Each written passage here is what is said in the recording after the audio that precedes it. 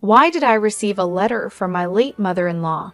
I was shocked as I looked at the envelope that had just arrived in my home mailbox. The letter was from my mother-in-law, who we had just buried yesterday. She had always been very kind to me since I married her son, and I loved her a lot. We often went out to eat, enjoyed shopping trips, and became close like friends, despite being different ages.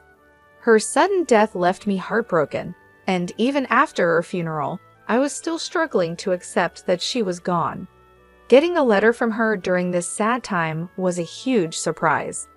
I quickly opened the letter and found something unexpected. My mother-in-law had asked a temple priest to send me this letter after she passed away. The letter told me to find a secret compartment in the family's old chest and revealed a hidden door. It gave detailed instructions on how to open this hidden door and made it clear I should do this alone. Seeing that my brother-in-law, his wife, and their kids were all out, I rushed to my in-laws' house. Using the spare key, I went in and followed the instructions to open the secret compartment by myself. "It's open," I sighed with relief and looked inside.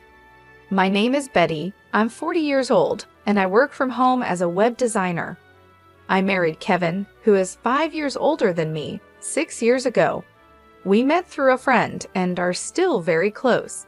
However, we haven't been able to have children yet. Both of us love kids and wanted to start a family soon after getting married, but it hasn't happened. I used to feel very sad about this, but there was always someone who was kind to me despite it all. My mother-in-law. "Betty, don't worry so much. There's no need to rush," she would say. "Hey, how about we go to the new waffle place near the station for a change?" My mother-in-law always encouraged me and spoke comforting words. She was bright, kind, and caring, and I loved her deeply. She often helped me, and over time, I worried less about not having children.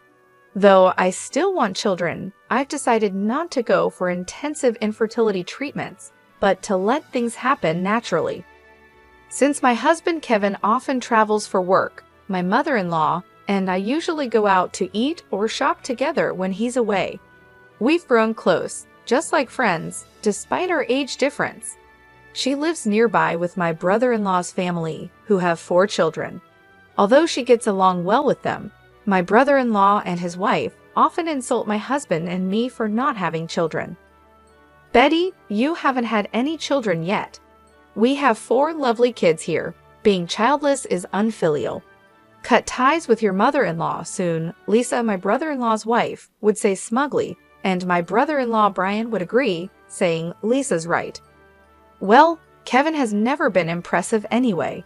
Even if you had kids, they wouldn't amount to much. Initially, my husband and I would respond to such cruel remarks from my brother-in-law's family.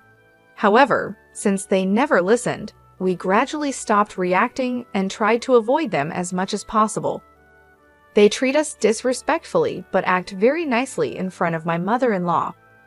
We haven't told her about their behavior to avoid causing her worry. One holiday, my husband, my mother-in-law, and I planned to go out for a meal together. When we arrived at my parents-in-law's house, she wasn't waiting outside as usual. "Is she not ready yet?" I wondered aloud. "She should be coming out soon," my husband replied. We didn't think much of it and waited. However, as time passed 10 minutes, then 15, she still didn't appear or answer her phone. I wondered what was going on with your mom. I started feeling uneasy and increasingly anxious. We rang the doorbell of my parents-in-law's house, but there was no response. We decided to use the spare key to enter. "Hey, Mom," my husband called out as he took off his shoes at the entrance, but still, there was no reply from inside. With a bad feeling, we quickly searched for my mother-in-law, and then we found her collapsed in her bedroom. "Oh my God!" I exclaimed as I rushed to her side, and my husband immediately called for an ambulance. It seemed that my brother-in-law's family was out because no one else was at the house besides my mother-in-law. The ambulance arrived in about 15 minutes, and she was swiftly taken to the hospital, but unfortunately, she passed away there. It was a stroke. My husband and I were heartbroken by the sudden loss, and we cried a lot. Despite our grief, we knew there were many things to do, like preparing for her funeral. The funeral was to be a family affair, and my brother-in-law took on the role of the chief mourner. To honor my mother-in-law, my husband and I worked together with him on the preparations. However, even during the planning with relatives and discussions with the funeral home, my brother-in-law seemed reluctant and showed no signs of grief.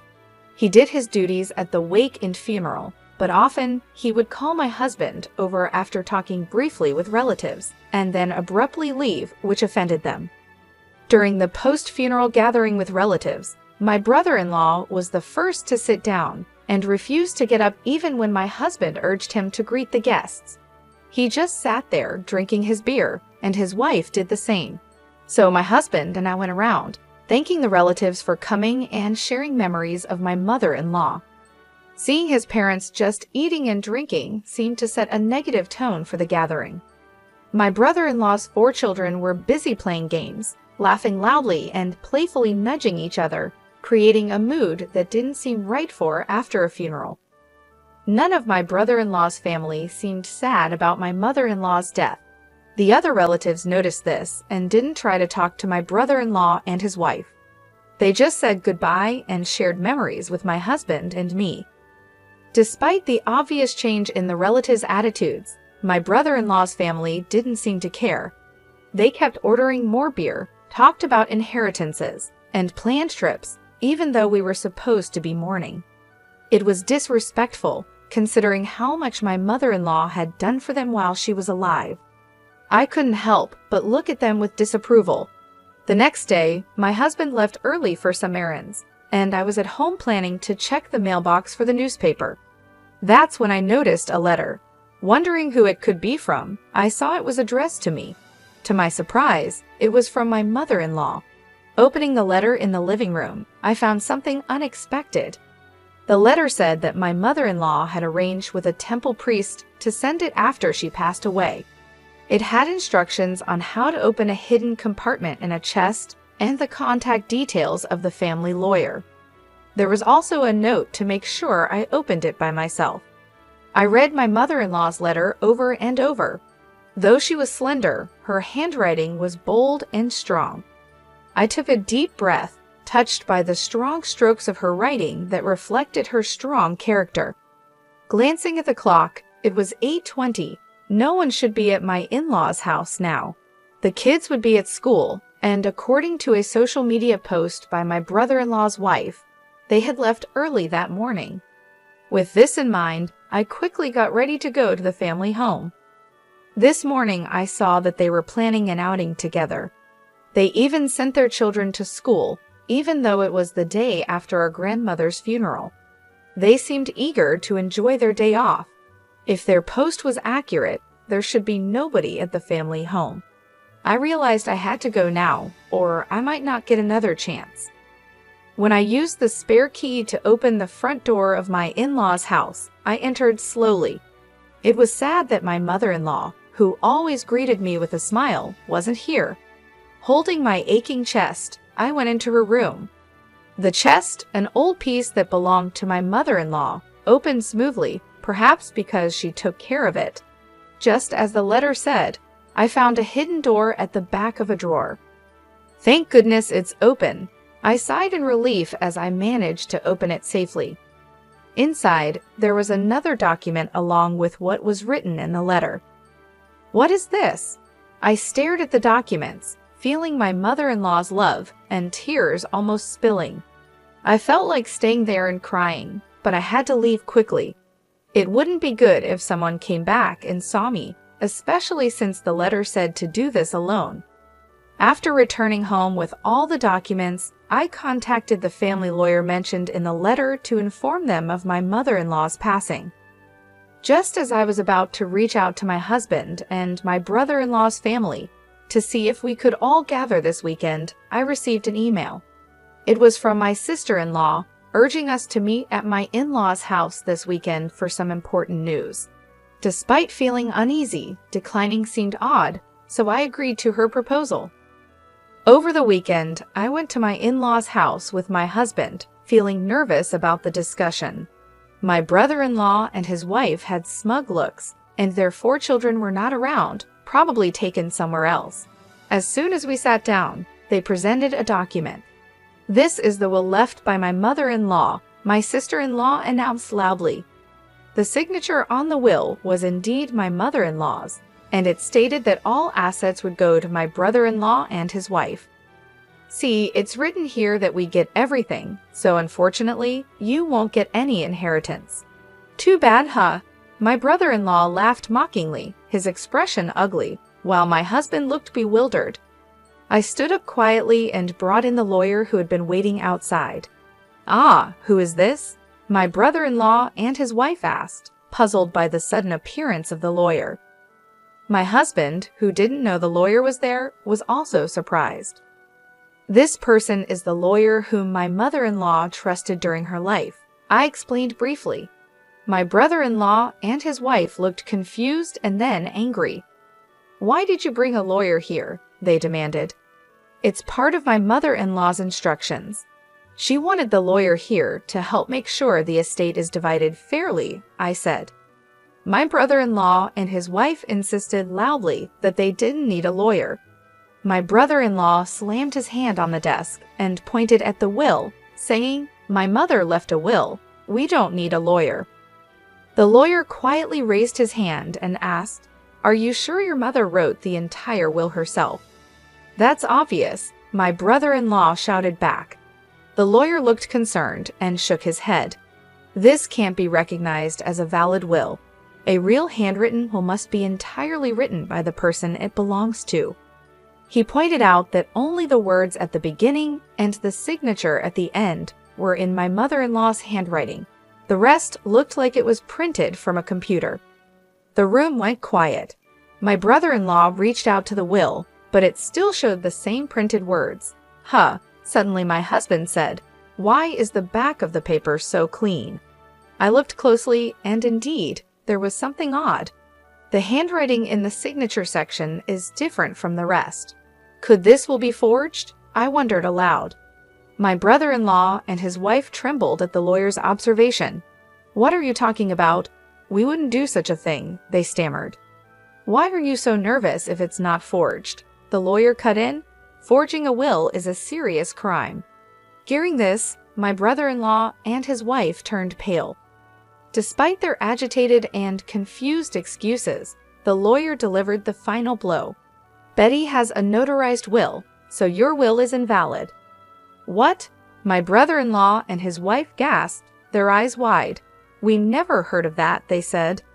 In the letter I received from my mother-in-law, she mentioned that she hid a notarized will behind the hidden door of the chest. We didn't know about this earlier. The letter not only told us where she hid the will, but also explained why she made it and why she told me about it. My mother-in-law had been feeling her health decline and had prepared the will because she probably suspected that my brother-in-law and his wife might tamper with it. I thought she didn't know their true nature, but it seemed she had a sense of their greed. The notarized will stated that the assets would be divided equally between my brother-in-law and my husband. This surprised my brother-in-law and his wife, and their eyes went wide. Then my brother-in-law suddenly shouted, claiming he should be the beneficiary of our mother's life insurance as the eldest son. I calmly responded that the life insurance certificate was also with me, as per the mother-in-law's trust, and the beneficiary was me, not him. Inside the hidden door, there was not just the notarized will, but also the life insurance certificate. My brother-in-law and his wife couldn't believe it. They kept saying they knew nothing about this. The lawyer explained that changing the beneficiary of a life insurance policy doesn't necessarily require informing the original beneficiary. My brother-in-law was upset and slammed the table. My husband turned to me, anxious, and asked when his mom had entrusted these things to me. I smiled and explained that it was written in the letter from his mother. She had wanted to tell him too, but she was worried that if both of us knew, his brother and sister-in-law might become suspicious, so she trusted only me with the information. While my husband and I were talking, my sister-in-law burst in hysterically. She couldn't accept that we, who hadn't even shown her children to my mother-in-law, would inherit her estate. "This is ridiculous," she exclaimed. "I can't accept this at all," my brother-in-law chimed in, his face turning red as he shouted. "You unlucky bunch have no right to Mom's estate. We were living here just for her inheritance, splitting it equally. Don't make me laugh. The inheritance is all ours," he continued. My sister-in-law joined in, shouting and adding to his selfish claims. "We have 4 children.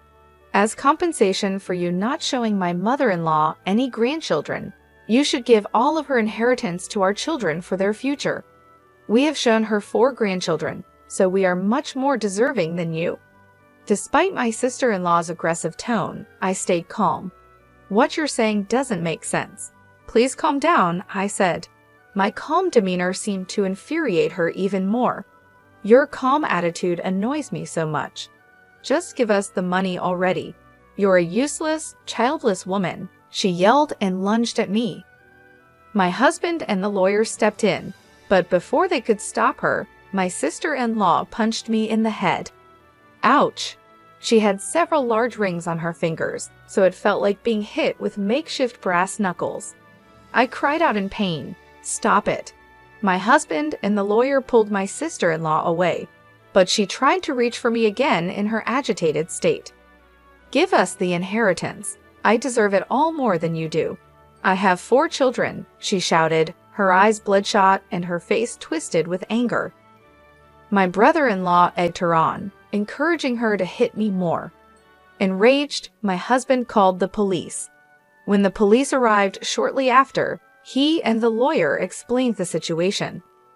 My brother-in-law and his wife were then escorted away by the police. My husband and I thanked the lawyer and decided to send him home for the day. What was supposed to be a discussion about creating an estate division agreement turned into a chaotic ordeal. My husband and I agreed to bring a gift of apology another day. He was deeply concerned about me being hit by my sister-in-law, but seemed relieved when I told him the headache had completely subsided after the tumultuous events. I murmured, "It's been quite an intense time." Then my husband brought up something unexpected. "Hey, Lisa seems to constantly talk about the children. You know, she always boasted about showing Mom 4 grandchildren and how great she was. And don't you think she's overly fixated on money?" Indeed, my sister-in-law had been excessively promoting her children and seemed really focused on money during the earlier argument. "Well, she has been quite vocal about the children for a while, and her obsession with money was indeed extreme. Her expression while hitting me was terrifying," I replied. "Yeah, you're right. It's a bit abnormal," he said, and then fell silent. "What's wrong? Is there something bothering you?" I asked, not understanding what he was getting at. "Well, there's something bothering me, and I'm considering suggesting it to my brother. I think it might be a good idea to have DNA tests done for their 4 children." My husband's response surprised me. "DNA tests?" "Yeah, and I'm also thinking about proposing a background check on Lisa. Something doesn't sit right with me. It's just a gut feeling." Although I thought it might be unnecessary, my husband's intuition had been accurate in the past. "Okay, if that's what you suggest, let's propose it to your brother later on," I agreed. When my husband told my brother-in-law about the idea, he ridiculed and yelled at him extensively. "Just because you don't have kids yourselves, don't doubt ours," my brother-in-law shouted. But before parting ways, he took some materials about DNA testing from my husband. Perhaps he had some doubts as well. The first revelation came from the DNA testing between my brother-in-law and his children. It turned out that 3 out of the 4 children didn't share his blood. I was a bit suspicious of the youngest child because they didn't look much like any of us, but I was surprised about the middle one too. My husband was speechless, and my brother-in-law decided to investigate his wife's background thoroughly.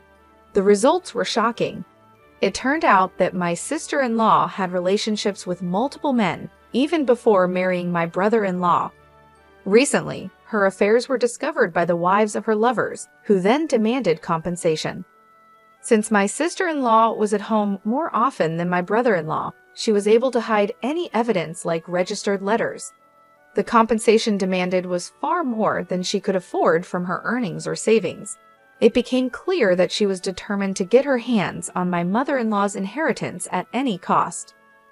Eventually, the situation escalated, and my brother-in-law and sister-in-law ended up in a violent fight, throwing things and hitting each other until the neighbors, unable to stand the noise, called the police. Both were taken into custody, facing charges for forging the will and now additional charges of assault. Further police investigation revealed they had committed theft and harassed wealthy individuals among other offenses. Eventually, they both ended up in jail. As for the future of the 4 children they left behind, my husband and I were deeply troubled. Since my mother-in-law's passing, we were the closest relatives. We considered taking them in, but decided against it after much thought. The children had been influenced so much by their parents that they casually insulted us as childless incompetents. The oldest at 19 should know right from wrong, and the youngest at 7 should understand proper behavior. Yet, they smirked and insulted us every time they saw us, even with their parents in trouble. Our 16-year-old nephew said we'd be better off raised by childless idiots, which was more than we could bear. Facing such hostility, we couldn't find any affection for the children or any hope of raising them to be decent people. Ultimately, we contacted my sister-in-law's parents and decided to sever ties with the children. It seems the children understood our decision, as our nephew said, "I'd rather live in Grandma's old shack than with the brainless, childless couple." With those words, we felt it was best to leave things as they were. We haven't told the children that the younger 4 aren't biologically related to my brother-in-law. Whether we share this fact or not, we leave it to the relatives of my brother-in-law and his wife to decide.